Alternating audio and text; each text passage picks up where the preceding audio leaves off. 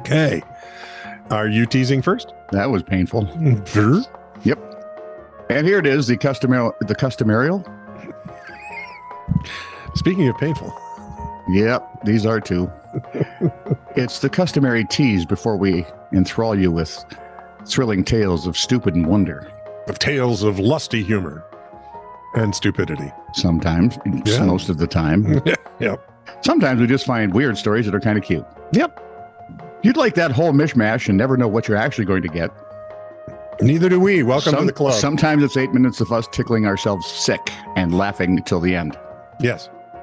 Those are always highlights. Sometimes it's 20 minutes of us getting nowhere. And the amount of stories, if you keep track, is always interesting. We're aiming at 4. Yep. Could vary anywhere from 1 to 17, apparently. So if that's the kind of excitement you want in your life, like, subscribe, and follow This Is True Really News. We should be on like the betting things. How many episodes over-unders on the next show? Yeah, you're right. Because we got we- 2 the last time we recorded that had 5. We wouldn't know. No, we wouldn't. We wouldn't have a clue. I mean, even afterwards, we have to go back and listen, and I don't do that, so I would never have a clue. Yeah, If Scott that's the only wouldn't way tell I me. know. I have to edit them. Anyway, you, your friends, your family, if you're in for that kind of excitement, like, subscribe, and follow This Is Truly News, and you too can develop that weird little tick with your eyes. Exactly. This is True, Really News with Scott Combs and Tony Vercanis. All the news you're about to hear is true, Really? as far as you know. It's time to rewrite the history books again. Again? Oh, yeah. It seems like they're doing it all the time. Yeah. You know when they used to following- say What? the winners write the history, Yeah. and then the bozos rewrite the history, Yeah. and then the bozos rewrite the history. And pretty Oh, soon, yeah. there's no history left. Yeah. It's just a bunch of crap. Archaeologists have revealed evidence of a complex. I got 2 words for you. Tara Ross. That's all I'm saying. Archaeologists. She's Ever- really good, by the way. I'll bet at she is. history things. That's nice. Have revealed evidence of a complex amputation carried out roughly 31,000 years ago in Borneo. Roughly. The find predates. I mean, it's 31,000 years ago. This amputation was going to be roughly, whether we got the time right or not. It predates the former record holder by about 24,000 years. Crap, I'd have lost that one in Vegas. Right? The remains, the over-under on that is impossible. Would be nuts. The remains reportedly belong to a young hunter-gatherer buried in a remote cave on the Southeast Asian island of Borneo. He's The named skeleton- Phil. He's the father of 3. What he's doing on Tinder, we don't know. The skeleton was missing. His wife left him for a Cro-Magnon man. We can never understand that. Or one of the Denisovians. Or Denisovans. I can't remember how they pronounce it. The skeleton was missing. Or a current Soviet. So, Right. The skeleton was missing. Yeah, come on, Putin, bring it. The skeleton was missing He's busy with other things. the lower left leg and foot. Well, that happened when she started dating the Cro-Magnon guy. With the tibia and fibula showing a clean cut. There was an alteration made, and the Cro-Magnon guy took the leg and beat him about the head with it. Along with a bony outgrowth similar to that seen in modern amputations. So do we think maybe he died of the amputation? No, he lived. He had to get that bony growth. Researchers estimated the individual underwent the procedure between the ages of 10 and 14 and lived to be about 20 before being buried. So an old man. We're assuming he was dead, so they buried him. Otherwise, That is an assumption. pig. You're Pig dead. that I am smart. not. Yes, you are. Pig that smart, you don't eat all at once. I'm not dead yet. It had previously been believed humans lacked the tools and medical knowledge to perform complicated medical procedures until the Neolithic Revolution, roughly 12,000 years ago. Oh, those Neoliths. So guess what? You were wrong again. Yeah. I'm just gloating because I never I- believed that crap anyway. I find it hard now to believe anything I read. Oh, it's really true. There are 3 versions of the truth. There's the truth, your truth, and their truth, Yeah, oh boy. of which Right. only the truth is the truth. But hey, not anymore. So they're really trying to make self-driving cars a big deal, right? Yes. Yeah. And in some ways, the AI driving the cars really does act unmistakably like a real human being. Or maybe in this case, mistakeably, like, sort of trying to run from cops. What? Yeah. Police officer in Frisco had to be San Francisco. It was either going to be San Francisco, LA, Portland, one of those. Yep. They recently pulled over a self-driving Chevrolet Bolt operated by General Motors owned Cruise. After stopping at first, the AI-driven car quickly bolted away from the cops. Oh, no, that was thoroughly intended. Yeah, I know it was, and I'm just sad. After passing through an intersection, the vehicle then stopped again. But the sudden dash from the unmanned car sure gave the police a jolt. There's a video out there, because there's a video of everything. Jolted by Bolt. It doesn't show exactly why the cops pulled the Cruise vehicle over. But according to media reports, the car was driving around at night with its headlights off, which, let's be honest, is kind of a creepy and weird. You're an AI. Yeah. You should not act like a half-drunk 19-year-old that shall remain nameless. Somebody you know? Yeah, I've met him. In any case, here's what happened. The Cruise car stopped for the cops when they pulled him over. There you go. The video shows one of the officers approaching the vehicle looking rather confused when he looks in and finds, no one in the car. Bewildered, the cop tries the car's doors before starting to walk back to his patrol car. As soon as his back turns, the bolt bolts. Again. That's two bolts. This is the first one. Oh, this is just but I thought it bolted across the. This is the entire scenario. Okay. So the car rolls through an intersection at a speed that makes it seem like it's affecting a getaway.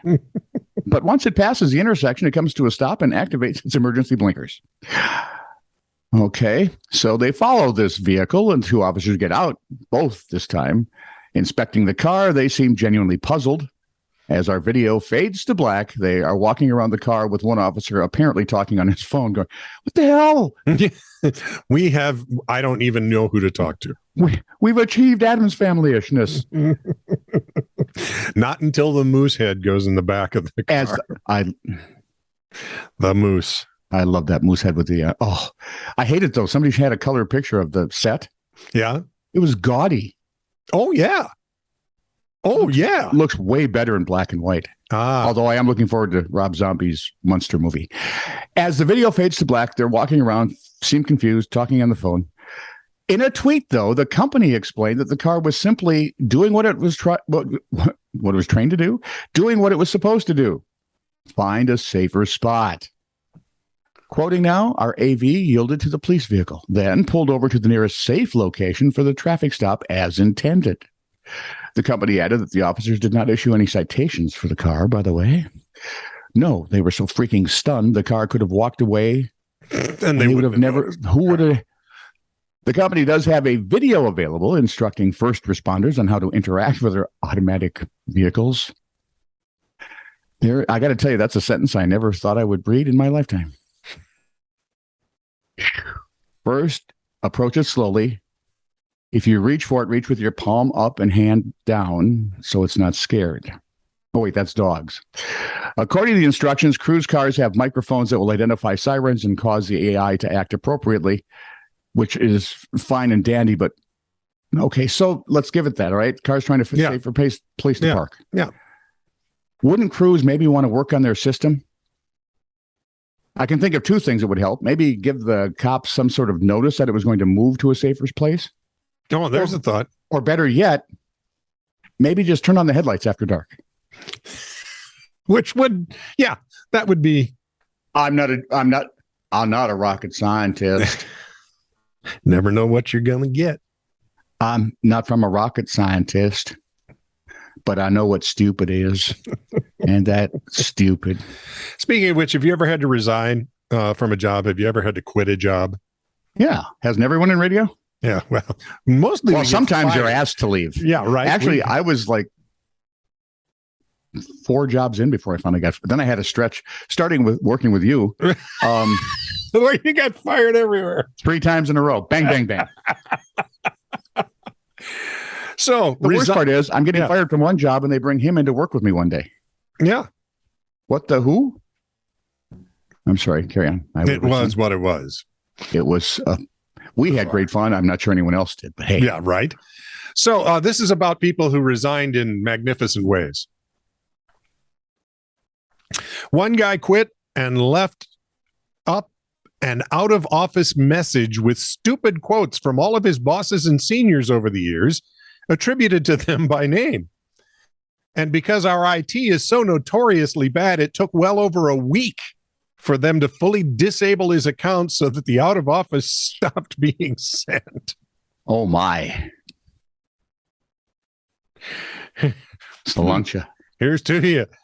Hey, this is a text thing. Hey, I'm quitting. How come? I just don't really like you guys no more. I got a new job also. So each job requires a 2 There is week, that. Yeah. Each job requires a 2-week notice. This is extremely unprofessional on your part. Good luck. Each job requires STFU. You're lucky you got a text.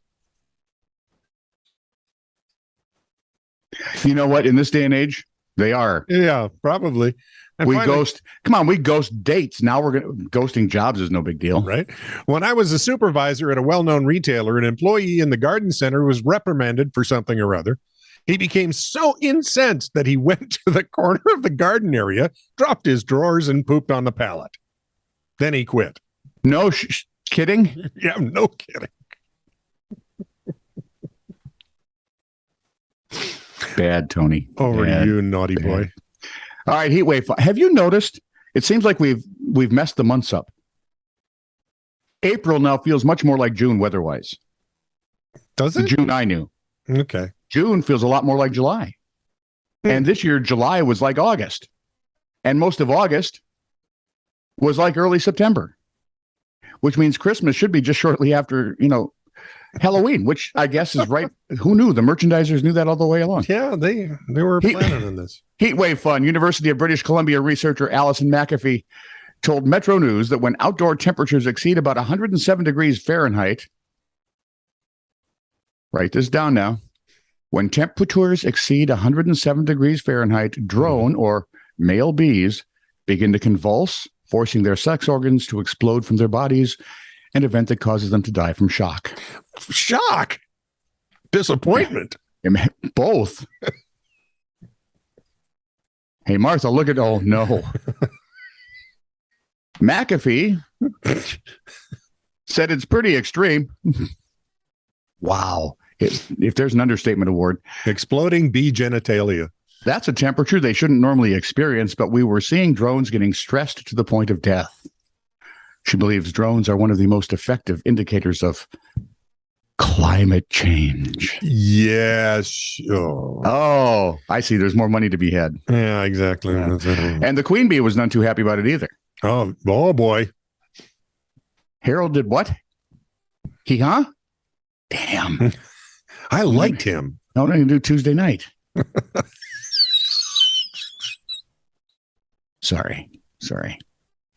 Who knew that birds and bees stuff was so true? Let me tell you about the birds and the bees and exploding bee weenies.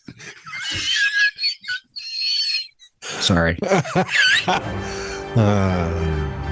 This is true, really news. Send email to TITR@netradio.network.